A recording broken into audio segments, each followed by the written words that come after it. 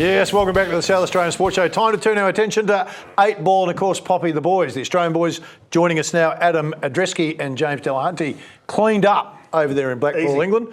Fellas, welcome back. Thank you. All right, let's start with you first, James. Going over there, is it England, Scotland, Ireland, Australia? Are they the top 4 big teams? Yeah, the UK teams are normally the strongest. The Poms are, they've won maybe 20 of 25 world titles have been held. So wow. Poms are the strongest, and I like to think we're probably the second strongest, but we don't always send our strongest team because it's an expensive trip to get over there. So. Yeah. And you didn't this year either because Andy was there. Well, that's exactly right. Yeah. Hey, I tell you what, the pressure was on. He came good. He did. Take us through it. Yeah, that was the semis. Yeah. That was. It was actually it was hard. Yeah. It was. The balls were easy, but they're so easy they become hard. Yes. Because you just expect a lot of pressure to get them type thing. But yeah. Well, tell us how the format works and why the pressure started to build on yourself. Well, they do a round of 7 and then they do a round of 8. Yeah. And I was left out of the first round, and then I played last in the second round.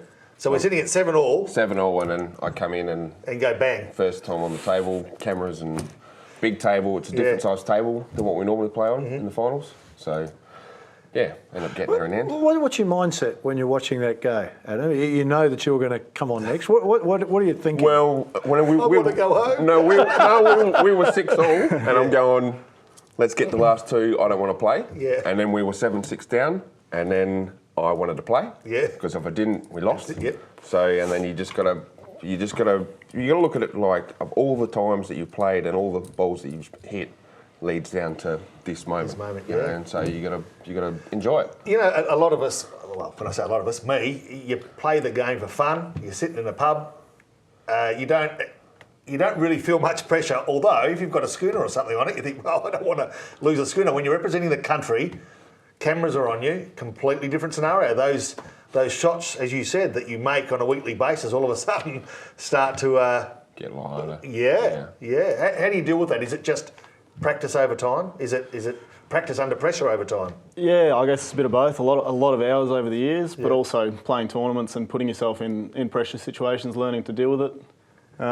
Just years and years of experience, I guess, and then you're still praying that it all works out, aren't you? Yeah. So James, clearly it worked out okay for you, mate. So you're the player of the tournament, player of the carnival. So we've made you player of the world because you don't play on Mars or the moon. The universe will go with that.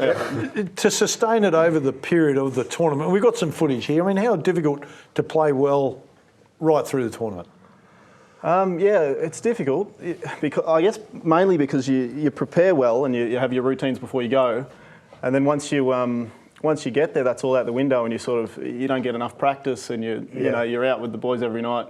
You might have a beer or 2, or you're just doing different things to what you did before you went. So your form can sort of deteriorate as the tournament goes on. And looking at this vision now, I can understand the sort of pressure that you're under. But does playing different opponents bring with it a different style? I mean, in most sports, a team or a country would bring a style to their pitch or to their oval, to their court.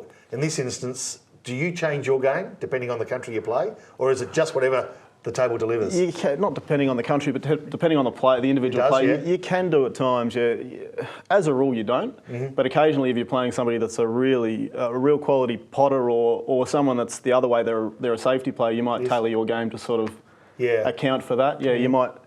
you might cover up or play a bit safer against somebody that's a safety player themselves, or you might just try and blow somebody away if they're a really good potter. Just get rid of them, get them off, not let them back to the table. So how would you describe both of your styles?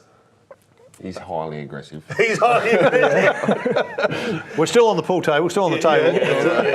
High, just goes for it and gets it most times. And does a tension build, like, in most sports, there'll be some angst between the competitors at various times when the pressure's on. Is there, because you don't see it. You don't see it, and it's like a gentlemanly game. You've got the bow tie on, you've got you've got the vest. No, the Irish are absolute maniacs. They are. They are. Yeah, is there any trash talking? Any exchange as you're going around the table? A little bit with them. We played them in the minor rounds and they beat us. And it's a little bit different to the final setup. You're not all behind a sort of counter there. you're around the tables, and Yeah. so you'll be playing a shot, and one of them might walk around and try and check an angle or try and put you off a little bit. Okay. They pretend that they're not, but there's a little Yeah, bit they of are, angst yeah. there with that sort of stuff. And the old yeah, all that sort of stuff. Yeah, the Irish love that sort of stuff. So You touched on it there. You lost to them through the rounds, then you got to play them in the finals. What changed between the round and the final, other than you won, of course? What was the big change? Well, single table, it's different. Like when you're playing minor rounds, you're playing 2 tables at a time. Okay. So you've got 2 games going on. Yep. And when you've got, because the Island are really big on momentum, so they'll get their voices going and cheering. And if you lose 1 against them, you can lose 3 or 4 really quickly. Before you know it, because yeah. you've got one. But single frame, it's a lot different. Mm-hmm. You play the 1 table, and then that frame's over, and then it's a new frame. Yeah. And we've always, I felt we've been a lot better with the single tables. Yeah, yeah. Especially SA, because our format in the Super League is single table. Yeah.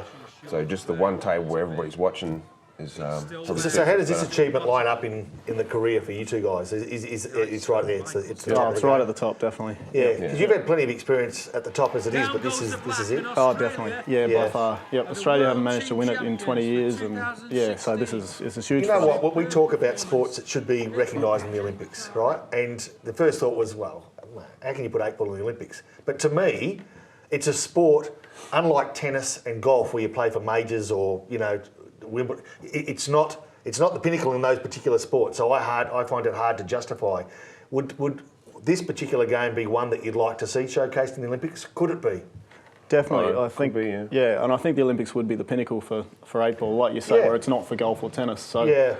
I think I'd love to see it in the Olympics. It'd be interesting to see if the governing body, put that forward, because we go through the sports and Yeah, you know how I we're feel starting to about it. focus more and more on the Olympics as we get closer. But you go through the sports, and I think it's a great opportunity to take that next step for the sport. And it's a sport that can be touched by anyone quite comfortably, unlike a lot of sports that require great big fields or 20 competitors, whatever it might be. How many countries would play? There's 14 in the men's. 14, Yeah. 14 Yeah. in the men's. Yep. So And it's all those British type.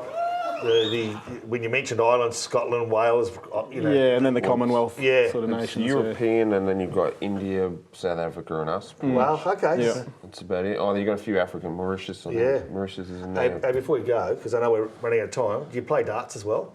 I don't. No.